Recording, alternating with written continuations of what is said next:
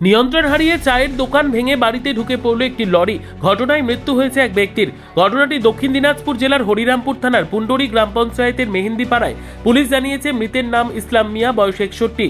বুধবার বেলা 1টা নাগাদ হরিরামপুর থানার পুলিশ মৃতদেহটি উদ্ধার করে ময়নাতদন্তের জন্য বালুরঘাট সদর হাসপাতালে পাঠায়। পাশাপাশি ঘটনার তদন্ত শুরু করেছে।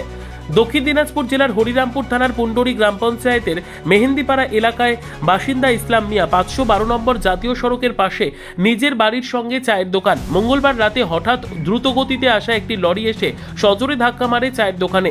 লরির গতি এতটাই ছিল যে চায়ের দোকান ভেঙে বাড়িতে ঢুকে পড়ে।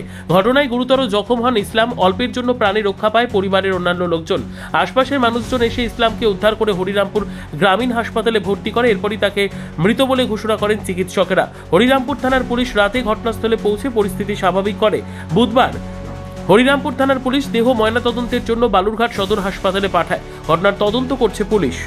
মাল খাইছিল, তারপর গাড়ি ও একটা ডাম্পারের সঙ্গে তেলের ট্যাঙ্কারের সঙ্গে ধাক্কা লাগাই দিয়ে গাড়ি কিন্তু রং সাইডে চায়ের দোকানে বাড়ি সহ ঘর সহ ভেঙে নিয়ে পরপর দুটা দোকান ভাঙে।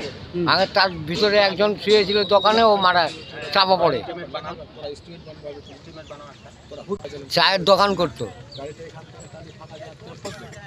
আমরা এর সম্পূর্ণ ক্ষতিপূরণ, বাড়ি ঘর যত যে আছে ওর ক্ষতিপূরণ, এই যে ধান কিছু ছিল ওর ইয়েতে পালা দেওয়া ছিল, ধানও ক্ষতি হয়েছে। ধান প্রায় মোটামুটি যে 1.5-2 বিঘা ওই কোট ফোট নিয়ে করতো মালিকের, ওই ধানটাও নষ্ট হয়ে গেছে। কি নাম আপনার? আমার শহীদুর রহমান। দোকানে শুয়েছিল, বাড়িতে ছিলাম, ওর দোকানে ছিল। কিভাবে তখন সবাই আমরা বেরোলাম, তখন দেখছি খুঁজে পাই না। আমার একজন কথা বলো, খুঁজে খাজে টিনের মধ্যে ঢুকেছিল, ওখান দিয়ে বাইরে দম ছিল না, অল্প না। কি